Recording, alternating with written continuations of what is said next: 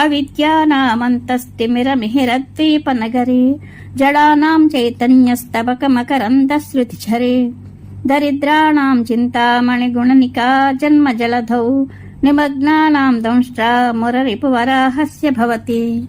అమ్మా, నీ పద్మం వంటి పాదము యొక్క పరాగరేణువు లోపల అజ్ఞానం అనే చీకటితో ఉండేవాళ్లకు సూర్యుడు ఉదయించే పట్టణం వంటిది. మందబుద్ధి గల వాళ్లను జడులు అంటారు. అలాంటి జడులకు అమ్మ పాదపద్మ పరాగలేశం చైతన్యం అనే చేతిలో ఉన్న పూలగుత్తిలోని మకరందం వంటిది. దరిద్రులకు అమ్మ పాద పరాగలేశం చింతామణి గుణాల రాశి. జనన మరణాలను సంసారము అంటారు. ఈ సంసారం సముద్రం వంటిది. సముద్రం యొక్క లోతు తెలియడం కష్టము. జనన మరణ రూప సంసారానికి కూడా అంతులేదు. అమ్మ పాదపరాగకణం సంసార సముద్రంలో మునిగిన వాళ్లను విష్ణువు వరాహావతారమెత్తి సముద్రంలో మునిగిన భూమిని ఉద్ధరించిన విధంగా ఉద్ధరిస్తుంది.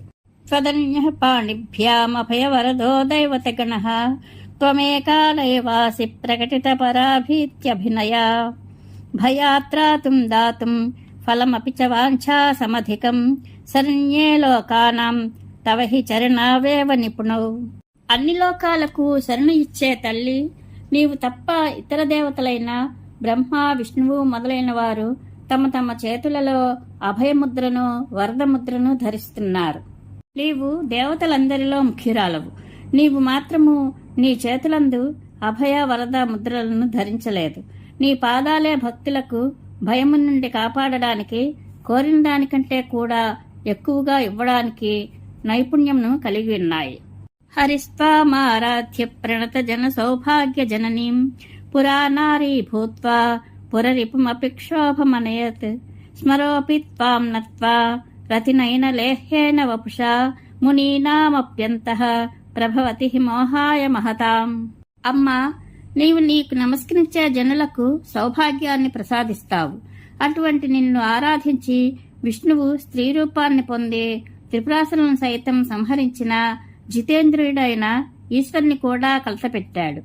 అట్లే మన్మధుడు కూడా నీకు నమస్కరించి ఆ ప్రభావంతో కేవలం రతిదేవి కన్నులతో మాత్రమే ఆస్వాదించదగిన తన శరీరంతోనే మునీశ్వరుల మనస్సులను సైతము మోహపెట్టగలుగుతున్నాడు.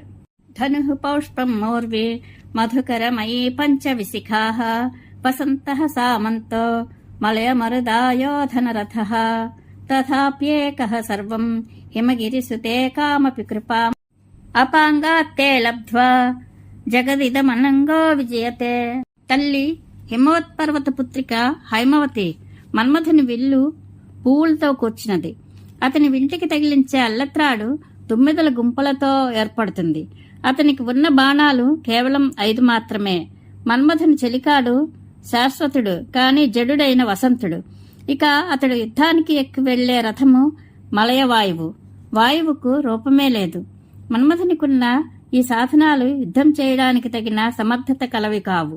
అదీగాక మన్మథుడికి అసలు శరీరమే లేదు. అటువంటి మన్మథుడు నిన్ను సేవించి నీ కడగంటి చూపు వల్ల అనిర్వాచ్యమైన నీ కరుణను పొందాడు.